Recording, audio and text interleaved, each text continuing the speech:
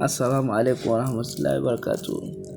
Ina yi wa kowa da kowa fatan alkhairi da fatan kuna lafiya. To a wannan bidiyon zan nuna muku yadda za ka yi P2P a cikin Binance, ka siyar da coin ɗinka, USDT ne, Bitcoin ne,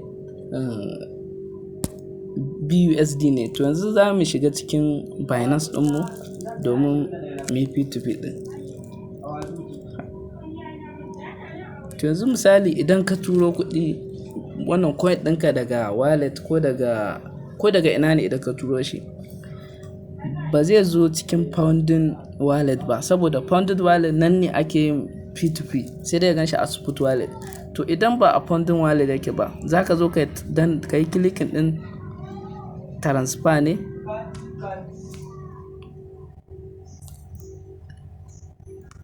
Za ka zo ka yi clicking ɗin transfer ne, ka yi transfer ɗin shi from pounding to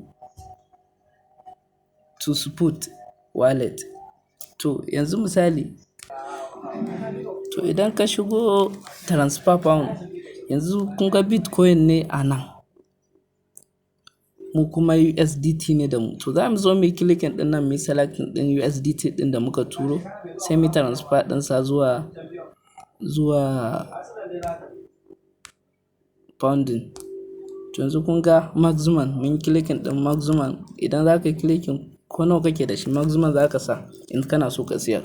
To za mu yi clicking ɗin confirm or to transfer successful. Yanzu ya dawo pounding, yanzu za mu iya zuwa mu yi P2P da shi. To farko za ka zo ka yi clicking ɗin home ɗin nan. Yanzu ga shi mun yi clicking ɗin home. To za mu zo mu yi still mu ƙara clicking ɗin P2P. To mun yi clicking ɗin P2P. To da farko zai nuno ma nan. A nan idan kana so ka siya buy, sai ka yi clicking ɗin buy. Idan kuma siyarwa za ka yi, sai ka yi clicking ɗin sell. To yanzu mu siyarwa za mu yi clicking ɗin sell ne. To a nan kun ga wannan DUSDT ɗaya zai siye shi a naira 730.16. To a nan kuma abin da ya kamata ka gane, wannan da kan na miliyan 7 zai siya zuwa na miliyan 29. To kaga mu yanzu ba mu da wannan kuɗin, mu USDT ɗin mu 16 ne. To yanzu za mu zo mu yi scroll down, sai mu nemo wanda ya daidai da kuɗinmu wanda za mu siyar. Kun ga wannan daga kan naira miliyan 8 zuwa miliyan 50 zai siya. To yanzu za mu dubo wanda yake daidai da kuɗinmu, sai mu siyar mai. To yanzu kun ga wannan zai siya akan 726. To minimum yana buƙatar kamar na 11,123 zuwa na miliyan 2. To kun ga mu coin ɗinmu ma ya fito, wannan za mu iya siyan mai kenan. To za mu zo mu yi clicking ɗin sell ɗin nan ne, kamar haka. To yanzu za mu zo mu yi clicking ɗin sell ɗin nan. Yana offline baya kan wannan, yana offline ba. To yanzu kun ga wancan shi yana offline baya online. To yanzu ga wani shi daga kan naira 10,000 zai siya zuwa miliyan 1. To za mu yi clicking ɗin. To yanzu kun ga ya buɗe. To idan ya nuno ma haka, nawa kake son siyarwa a ciki. Idan duka kake son siyarwa, sai ka danna all ɗin nan. To yanzu za mu yi clicking ɗin all, duka USDT ɗin da ke da shi. To yanzu kun ga kuɗin da za mu. To yanzu ga shi USDT ɗinmu 16.95. in za mu siyar da shi duka zai kama 12,288.45. To sai ka zo ka yi. To yanzu abin da ya dace mu yanzu za mu zo mu select payment method, account number mu da za a turo mana kuɗin ta ciki. To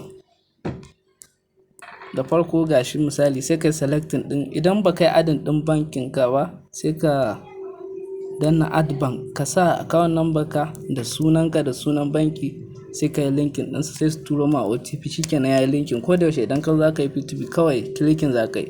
To mu yanzu za mu yi clicking, yanzu mun yi adin ɗin bank, to sai mu yi clicking ɗin sell ɗin nan.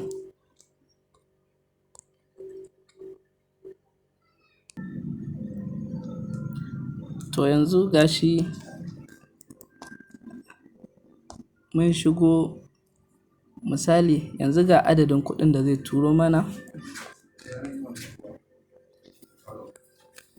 Yanzu muna jiran shi ya turo da, to yanzu gashi nan yayi green, muna jiran ya turo kuɗin, sai mu danna mai payment receipt. Yawa, to kun ga yanzu kuɗin mu ya shigo ko?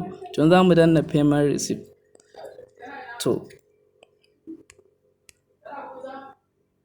mun yi confirm,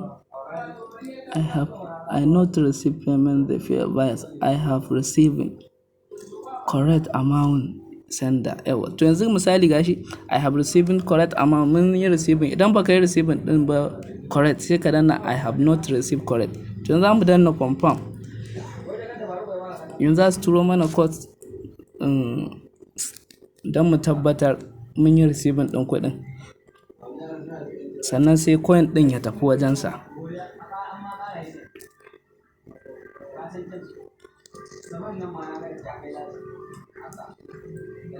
To yanzu mun yi receiving din code din, za mu zo mu paste din shi a ciki. To yanzu kamar haka, to mun yi submit, mun amince kenan mun yi receiving din kuɗi. To yanzu gashi nan successful sold, mun sayar da USDT din mu, kuɗin mu ya shigo cikin account. To za mu yi clicking din done. Yanzu kun ga mun amince, yanzu ga kuɗin mu sun zo, order completed gashi. Yanzu za mu shiga cikin bankin mu nuna muku daidai kuɗin. Kun ga 12,285.73. To za mu shiga cikin,